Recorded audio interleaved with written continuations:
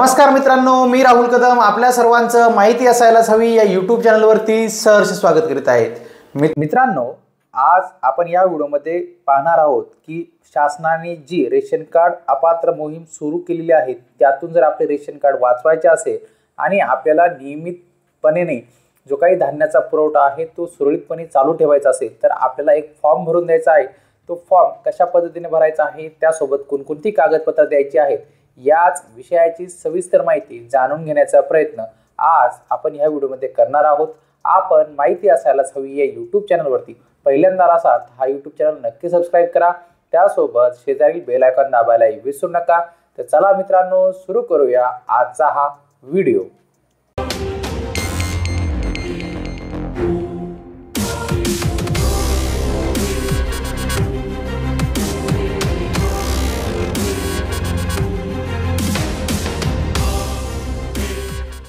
मित्रांनो, अशा पद्धतीने आपल्या समोर शिधापत्रिका तपासणीचा जो काही फॉर्म आहे तो असणार आहे। हा फॉर्म आपण व्हिडिओच्या डिस्क्रिप्शन बॉक्समधून सुद्धा डाउनलोड करून घेऊ शकता।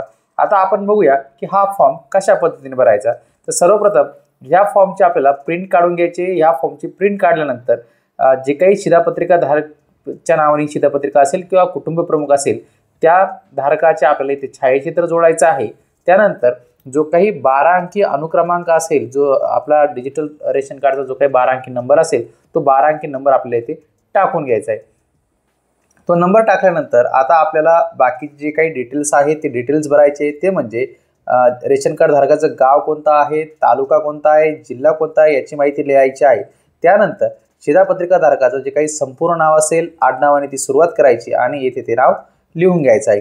त्यानंतर शिधापत्रिका धारकाचं वय, नागरिकत्व भारतीय, व्यवसाय, नोकरी जे काही असेल, शेती वगैरे ते आपल्याला इथे लिहायचं आहे। ते लिहिल्यानंतर जर व्यवसाय करत असेल तर व्यवसायाचा पत्ता किंवा ते रिकामा सोडायचा आहे। शिधापत्रिका धारकाची वर्गवारी कोणती, ते अंत्योदय आहे की प्राधान्य कुटुंब आहे, केशरी, शुभ्र रेशन कार्ड, तो प्रकार इथे लिहायचा आहे।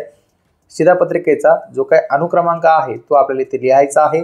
पूर्ण निवासी पत्ता जो आपल्याकडे ज्याचा पुरावा असेल तो पुराव्यासहित आपल्याला तो लिहायचा आहे। हे सर्व लिहिल्यानंतर आपल्याला पुढील माहिती भरायची आहे, ती म्हणजे अर्जदाराच्या कुटुंबातील व्यक्ती आणि त्यांची जी काही इतर माहिती आहे ती इतर माहिती आपल्याला भरायची आहे। यामध्ये कोणकोणती माहिती आहे ते सर्वप्रथम बघूया। जी पहिली माहिती आहे ती म्हणजे अनुक्रमांक दिलेला आहे। त्यानंतर अर्जदार व अर्जदार व्यतिरिक्त कुटुंबातील घटक म्हणून अर्जदाराकडे सामान्यतः राहणाऱ्या व्यक्तींची नावे घरातील नोकर वगळून, म्हणजे इथं जो काही पहिला अर्जदार आहे त्याचं नाव म्हणजे इथं स्वतः येईल, स्त्री पुरुष जे असेल ते वय येईल, युनिट येतील, व्यवसाय वार्षिक उत्पन्न जे असेल ते उत्पन्न यायचे, नागरिकत्व इथे लिहायचं आहे।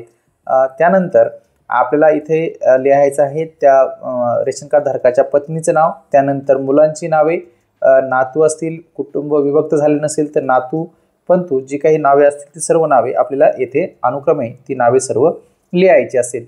आणि आपल्याला जर कुठलाही समजलं नसेल तर तो ब्लँक सोडा आणि आपले जे काही रेशन कार्ड दुकानदार असेल त्यांना विचारून तो पर्याय आपण तिथे लिहायचा आहे। त्यानंतर आता महत्त्वाचा मुद्दा जो येतो तो म्हणजे आपल्याला कुटुंबातील सर्व व्यक्तींच्या सर्व मार्गाने मिळणारे एकूण वार्षिक उत्पन्न रुपये किती आहेत हे येथे लिहायचं आहे।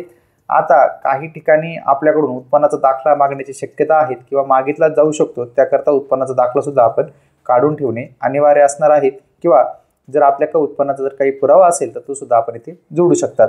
त्यासोबत जो पुढचा मुद्दा आहे तो म्हणजे चालू मतदार यादीमध्ये शिधापत्रिकेच्या धारकाचे जे नाव आहे की नाही, म्हणजे जेवढी शिधापत्रिका धारक आहेत ज्यांची नाव आहे ते मतदार यादीमध्ये त्यांची नाव जोडलेली आहे की नाही, आहे किंवा नाही हा जो काही पर्याय असेल तो निवडायचा आहे।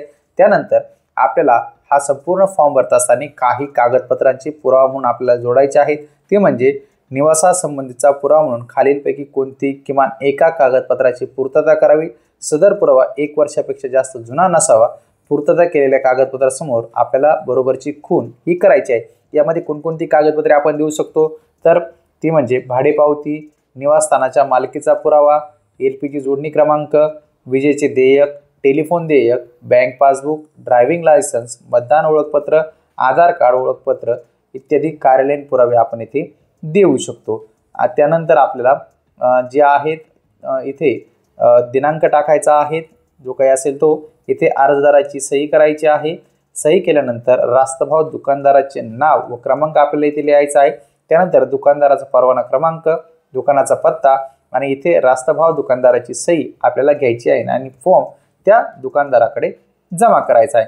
आता कार्यालयीन उपयोगासाठी सुद्धा काही कागदपत्रांचं इथे दिलेलं आहे, ते टिक करणार आहे ते म्हणजे शिधापत्रिकाधारकाने रहिवासी सोबत कोणकोणते पुरावे जोडलेले आहेत किंवा केलेले नाहीत हे इथं द्यायचे आहेत। त्यामध्ये आपण जे वरती पर्याय बघितले ते सर्व येथे टिक केले जाणार आहे। शिधापत्रिकाधारकाचे नाव अ व ब मध्ये समाविष्ट करण्यास हरकत लागू नसले ते खोडावे। आता आपल्याला निवासी पुरावा जोडणं अत्यंत गरजेचं आहे। निवासी पुरावा जोडला नाही तर आपला रेशन कार्ड हे त्याच भागातील आहे हे ग्राह्य धरलं नाही आणि आपल्याला ब यादीमध्ये नाव आपलं टाकलं जाऊ शकतं। तर ब यादीमध्ये कोणाचं नाव टाकलं जाणार आहे की जे कोणते पुरावे देणार नाही रहिवासीचे, त्यांचं नाव ब यादीत टाकलं जाईल, त्यांना एक संधी दिली जाणार आहे। आता आपल्याला हा जो काही रेशन कार्डचा जो काही फॉर्म आहे तो कधीपर्यंत सबमिट करायचा आहे, त्याची लास्ट डेट आहे ती आहे 30 एप्रिल 2025 ही लास्ट डेट असणार आहे। त्यानंतर जी तारीख आहेत अर्ज तपासण्याची ती पुढील 15 दिवस म्हणजे 15 मे पर्यंत आपले अर्ज हे पुरवठा अधिकारी यांच्याकडे सर्व अर्ज जमा होतील।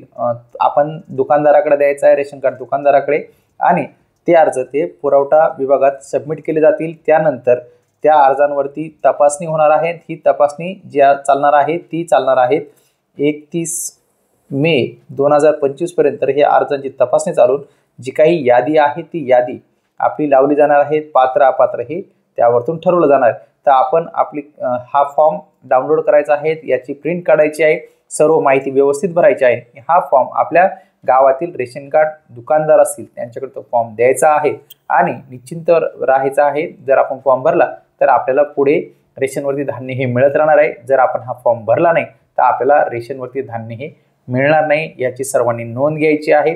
आपल्याला मोफत रेशन जर हवं असेल तर आपल्याला हा फॉर्म भरून देणं अनिवार्य आहे। आपल्याला आजचा हा व्हिडिओ आवडला असेल, आपण माहिती असायलाच हवी या यूट्यूब चॅनलवरती पहिल्यांदा आला असाल तर हा यूट्यूब चॅनल नक्की सबस्क्राईब करा। त्यासोबत शेजारी बेल आयकॉन दाबायला विसरू नका। भेटूया पुढील व्हिडिओमध्ये। धन्यवाद।